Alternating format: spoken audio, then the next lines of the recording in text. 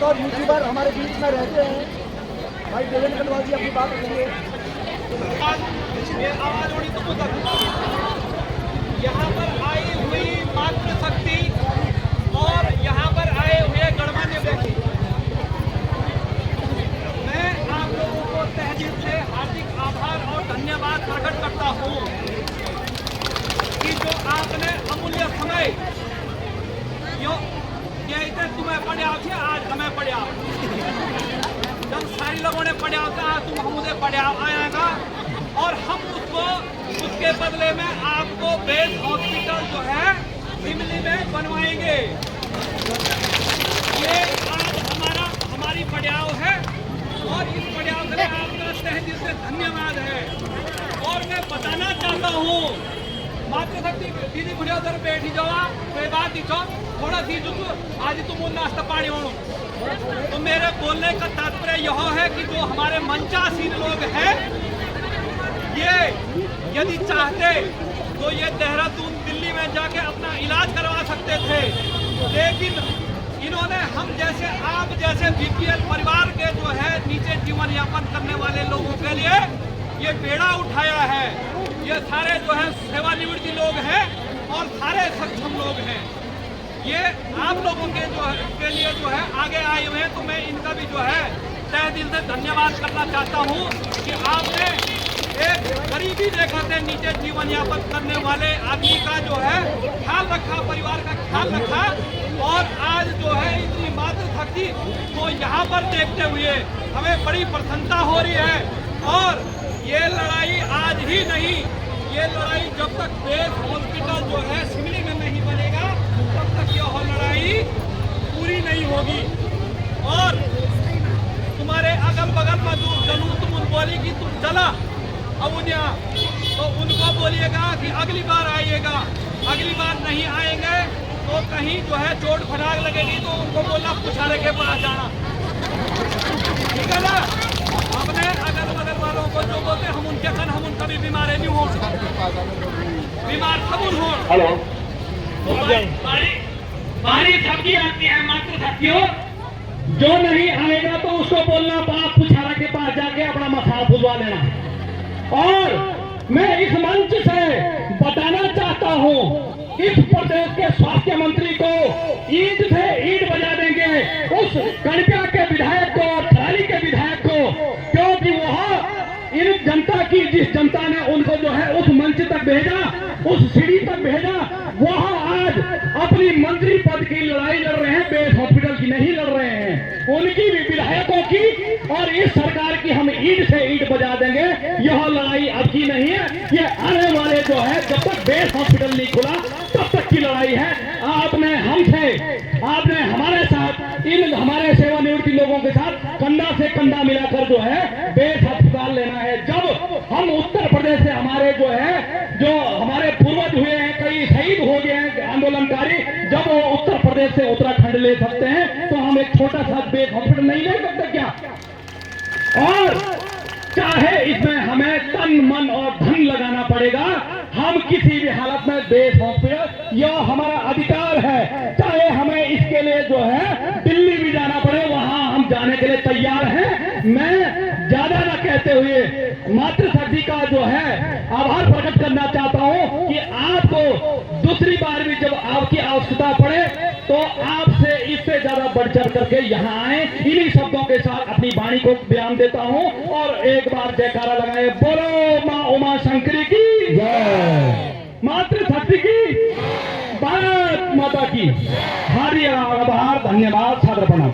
इसके बाद वर्तमान में किमोली के क्षेत्र पंचायत सदस्य हैं। इस आंदोलन में सबसे बड़ी भूमिका यदि किसी व्यक्ति की है तो भाई ब्रजेश बिष्ट की है। मैं मंच पर बुलाना चाहूंगा, जोरदार तालियों से ब्रजेश भाई का स्वागत अभिनंदन करेंगे।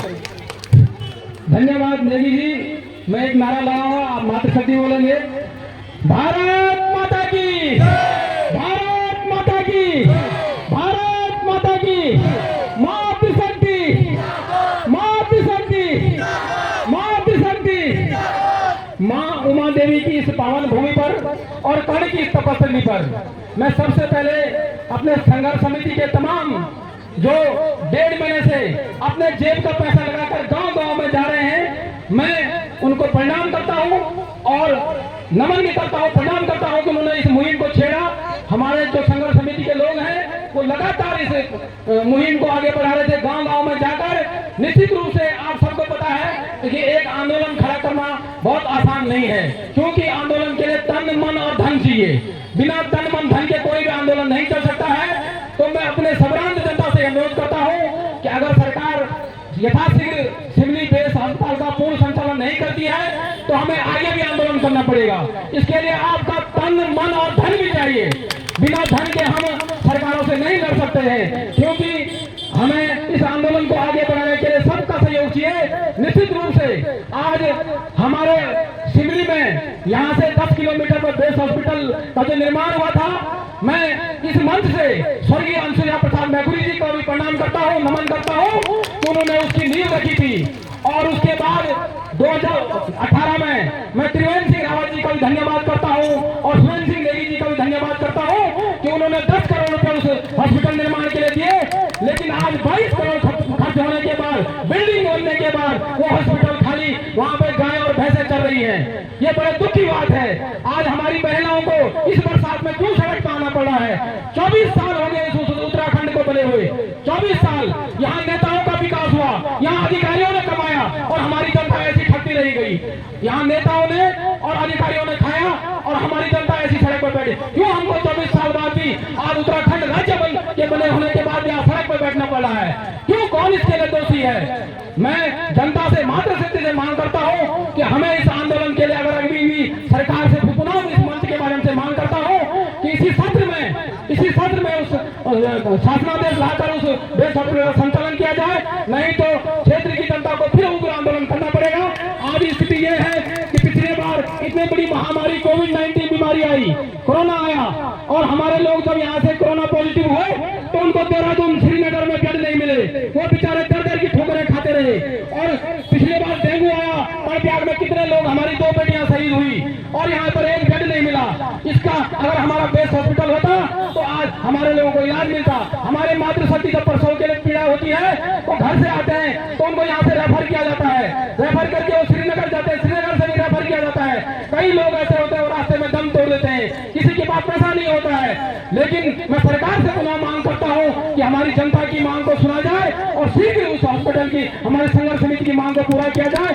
और मैं मातृशक्ति से आह्वान करता हूँ कि मातृशक्ति की आवश्यकता क्या होती है? जब हमको धन चाहिए होता है तो हम लक्ष्मी के पास जाते हैं, जब हमको विद्या चाहिए होती है तो हम सरस्वती के पास जाते हैं, और जब हमको शक्ति चाहिए होती है तो हम दुर्गा के पास जाते हैं। तो आप सब वो रूप हैं और आपका इस आंदोलन के लिए समर्थन आगे भी मिलता रहेगा। धन्यवाद। सबसे पहले मैं बेस अस्पताल सिवनी और तमाम जितने भी मातृशक्ति यहाँ पे आई है, चाहे आप नोटी से हो, पुनगांव बिसाना से हो, गैरसैंण से हो, छानतोली से हो, नोली बगोली से हो, चूला से हो, या नारायणगढ़ से यहाँ पे लोग आए हैं, कफीनी क्षेत्र की मेरी तमाम मातृशक्ति यहाँ पे बैठी है, युवा लोग बैठे हैं और बुजुर्ग आए हैं। मैं आप सभी लोगों का तहे दिल से हार्दिक अभिनंदन और स्वागत करता हूँ। माताओं बहनों, आज आपको इस भरी गर्मी में यहाँ पे क्यों आना पड़ा ये आप सब समझ सकते हैं। आप इन हॉस्पिटलों से वाकिफ हैं। आज हमारे बीच यहीं पे हमारा स्वास्थ्य उपकेंद्र कर्णप्रयाग है, इसकी जो व्यवस्था इसमें है आप उससे परिचित हैं। हमारे यहाँ मैं एक बात पूछना चाहता हूँ, आप तरफ शांति बनाए रखें। अरे आप लोग अगर 2 मिनट यहाँ पे नहीं बैठ सकते हैं तो हमने ये लड़ाई लड़नी कैसी है? मैं आपसे पूछता हूँ, आप किसी विधायक जी को वोट डालते हैं? हाथ खड़ा करो। डालते हैं? नहीं डालते हैं? डालते हैं तो हाथ खड़ा करो। सांसद जी को वोट डाला है कभी? सांसद जी को वोट डाला है? डाला है, डाला है भाई साहब ने डाला है, वोट डाला है ना? विधायक जी को वोट डाला है, सांसद जी को वोट डाला है, मंत्री जी को वोट डाला है। उन्होंने क्या क्या वादे किए थे आपको? आपके बच्चों को रोजगार देंगे, आपके बच्चों को अच्छा विद्यालय बना के देंगे, आपके बच्चों को जो है आपके लिए और आपके परिवार के लिए अच्छा स्वास्थ्य केंद्र बना के दिया, बेस हॉस्पिटल खोल दिया। लेकिन बेस हॉस्पिटल तो देंगे, लेकिन उसके अंदर डॉक्टर भी देंगे? अगर डॉक्टर दे देंगे तो वहां मशीनरी भी देंगे? नहीं देंगे। मशीनरी देंगे तो दवाइयां भी देंगे? नहीं देंगे। आज हमको क्यों लड़ाई लड़नी पड़ रही है? आज हमारे बीच जो 2012 में घोषणा हुई थी बेस हॉस्पिटल की, उस हॉस्पिटल को माननीय पूर्व मुख्यमंत्री हरीश रावत जी ने घोषणा की थी और 20-22 करोड़ की लागत से आज वो भवन तैयार करके खड़ा है। और आज उस हॉस्पिटल के अंदर ना तो डॉक्टर है, ना वहां पे तमाम मशीनरी है, ना वहां पे दवाइयां हैं। तो किस लिए? अब किस लिए आज हमारा मरीज यहाँ जिला चिकित्सालय कर्णप्रयाग में आता है, मातृशक्ति यहाँ पे आता है, तो क्या कहते हैं यहाँ के डॉक्टर लोग कि आप जो है यहाँ से श्रीनगर चले जाइएगा, आप रुद्रप्रयाग चले जाइएगा, आप देहरादून चले जाइएगा। भाई क्यों? आपने ये हॉस्पिटल यहाँ पे बना के रखा है, या आपने वो बेस हॉस्पिटल सिमली में क्यों बना रखा? अगर हमने देहरादून जाना है, श्रीनगर जाना है, तो क्या हमारे विधायक नहीं है, हमारे मंत्री नहीं है, हमारे सांसद नहीं है? हमने भी तो उन लोगों को भेजा है जिन विधायक विधानसभाओं में, जिन मंत्रियों के जनपद में आज बेस हॉस्पिटल और तमाम सुख सुविधाओं से लेस है, तमाम हॉस्पिटल से लेस है। आदरणीय अध्यक्ष जी, यहाँ पर उपस्थित मातृशक्ति को मैं नमन करना चाहूंगा। यहाँ पर उपस्थित अपने बुजुर्गों को मैं प्रणाम करना चाहूंगा। यहाँ पर उपस्थित अपने छात्र भाइयों को मैं नमन करना चाहूंगा।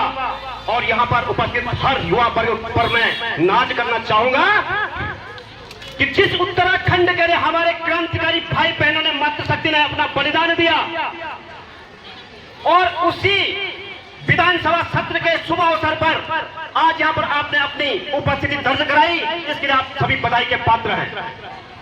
मेरी मातृशक्ति और मेरे युवा साथियों, मेरे आदरणीय बुजुर्गों, मैं आपसे पूछना चाहता हूं, क्या इसी दिन के लिए हमने उत्तराखंड की सोची थी? इसी दिन के लिए हमने उत्तराखंड आंदोलन किया था। तमाम प्रकार के छात्र भाई, छात्रा बहनों, युवा साथियों, महिला शक्ति ने मुजफ्फरनगर कांड में अपनी जान गंवाई थी। मैं पूछना चाहता हूं आप लोगों से, केवल विधानसभा के विधायक को सांसद बनाने के लिए हमने उत्तराखंड की मांग नहीं की थी? अगर केवल विधानसभा विधायक और सांसद के लिए हमने उत्तराखंड की मांग की थी, तो मैं समझता हूं कि यह सरासर अनुचित था। यहाँ पर हर कोई विधायक बनता है, कोई सांसद बनता है, लेकिन जनता की ये स्थितियां हैं। मैं कहना चाहता हूं कि करम फूटे हमारे हैं कि हमने ठोकरें खाई, करम फूटे हमारे हैं कि हमने ठोकरें खाई, किसी को दिल से चाहा था वफा उसको नाराज आई, इसी आशा से जिंदा है कि इनसे सीख लेंगे हम कि आपके पल अब हम आगे उठेंगे। हम कपीरी संघर्ष समिति, बेस संघर्ष समिति, और मैं समझता हूँ कि तमाम क्षेत्र की जितनी भी संघर्ष समितियां हैं, सारे जनहित में काम कर रही हैं, और आप लोगों को इनका कंधे से कंधा मिलाकर के साथ देना चाहिए। मेरी माताओं, मैं एक बात कहना चाहता हूं, यहां पर बेस संघर्ष समिति का आंदोलन था, हम भी बड़े उत्साहित थे। दुर्घटनावश मेरा एक्सीडेंट हो गया। हम अपनी पत्नी को कहे सुबह कि भैया चाहे गाय भूखी रहे, चाहे बच्चे भूखे रहे, लेकिन आपको मेरे साथ चलना है तो चलना है। थोड़ा पंगा हो गया, लड़ाई हो गई दोनों जोड़ों में, अनबन हो गई। उसने कहा बच्चे भूखे रहेंगे, गाय भूखी रहेगी।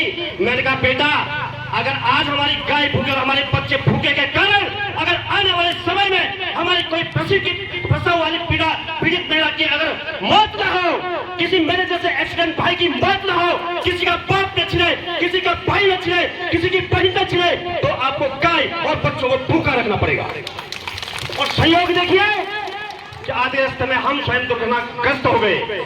मुझे अपने दुर्घटना की कोई फिक्र नहीं है। अगर हमारी मौत भी हो जाती तो मैं समझता जिस प्रकार से उत्तराखंड आंदोलन में हमें शहीद होने का मौका नहीं मिला, बेस संघर्ष समिति के आंदोलन में अगर मैं आज मर जाता तो मैं बड़ा सौभाग्यशाली होता। इस मंच के माध्यम से कह देना चाहता हूं, जागो कृषक मजदूर किसानों, इनकलाब का नारा दो। जागो कृषक मजदूर किसानों, इनकलाब का नारा दो।